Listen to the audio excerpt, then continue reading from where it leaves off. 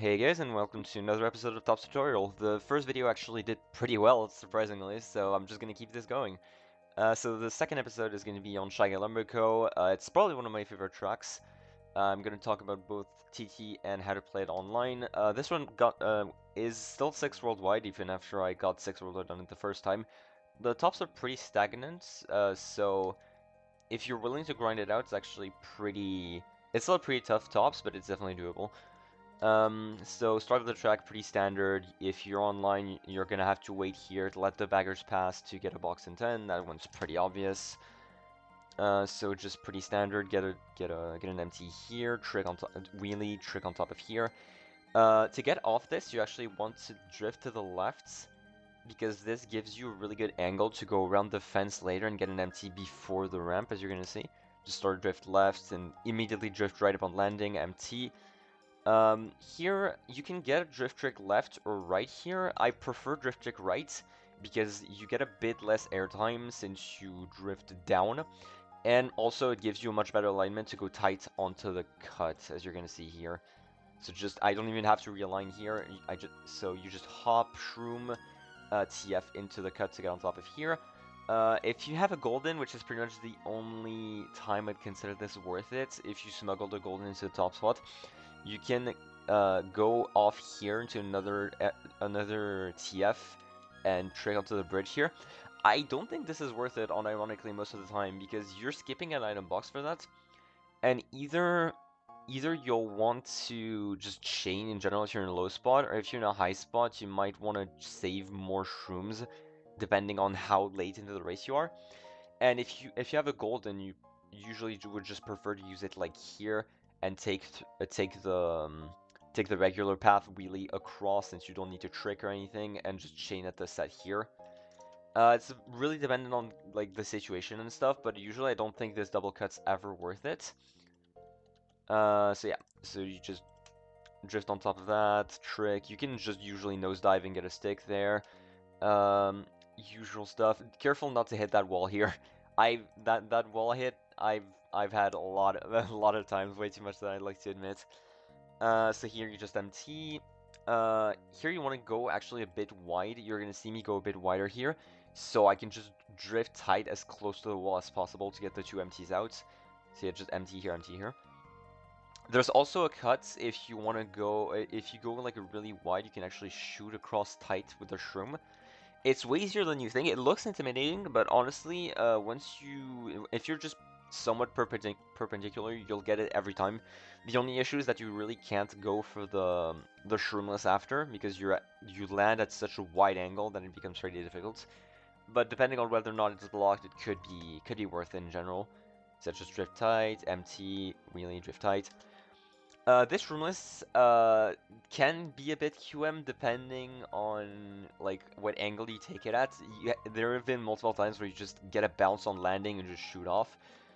From my experience, if you're the closer you are to like the middle right, the less bounces you'll get usually. If you're because if you're too far to the middle, you can just get a bounce, and if you are too far to the right, you can either get bounces or just bump against this, which is neither of which is ideal. But yeah, my experience, just aim for somewhere around here and make sure you don't get a side trick. Side tricks just make you bounce a lot more in general. So here, spin hop trick. So for those that are unfamiliar with Mario Kart Wii Tech, I'm just gonna show you real quick. So a spin hop is essentially hopping to a certain direction. Here you hop left, and as you hop, you flick your control stick to the other side. So here you'll see me so hop to the left and flick control stick to the right. The reason for that is because it not only gives you the spin, but it also applies TF physics to your hop, so it gives you a lot more height. It's also useful for realignment a lot of time. It's not usually useful in terms of like shortcut specific tech, but here it can help you out a lot. If you're not comfortable with it, you can drift and TF off, though it is a lot slower compared to spin hop. So flick to the left, hop, flick to the right with the trick. For the final section, that's really just cycle dependent. you'll want to get as many logs as you can, except the last one. If the last one is a bit too far to the right, you might want to skip it, simply because you go a bit too wide onto the last turn. Though it can be useful in, like, a way to predict backs and stuff. Usually you'll get around 2 tricks per lap if you're in a decent pace. Careful of the lap 2 cycle is a bit weird if you're on a good pace. It'll be the log will be somewhere behind that box, so you have to get a wheelie that goes through here and just hop around. That's where I lose a lot of time on my run, actually. As for the logs themselves, how to trick on them proper, it's pretty easy. You just hop onto them and then get your trick. You'll usually get pretty low air. Nothing too complicated, really. It's just a matter of timing, but it's a lot easier than something like DDR low tricks or Fungal Jungle low tricks. It's much easier in my opinion. And as for the last section, pretty easy. Just usually you'd want I prefer down trick here because with an up trick you can sometimes just get a random bounce here and it gives you some weird air around the cuts. So I just prefer to get a down trick just to be safe. So wheelie across, and as soon as you land, you want to get into a bit of a tail dive and start a drift. The reason why you want to land in tail dive is because it usually gives you a little wider of an angle for a drift upon landing, so it won't force you into the pillar here. As you can see here, the tail dive makes me just bounce a little bit to the left, just a bit more than rather if I just nosedived or if I just stayed neutral. So it gives me a bit of a more of a correct angle to get an empty out here.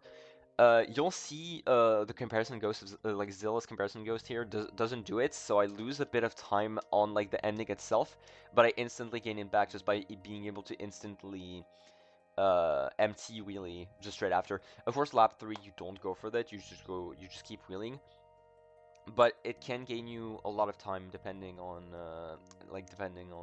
which lap it is. Also, you can go onto the right side here. There's a bit of a gap here. See, there's a bit of a shroom cut. I don't find this worth it, except if you're like in a really low spot and you catch up.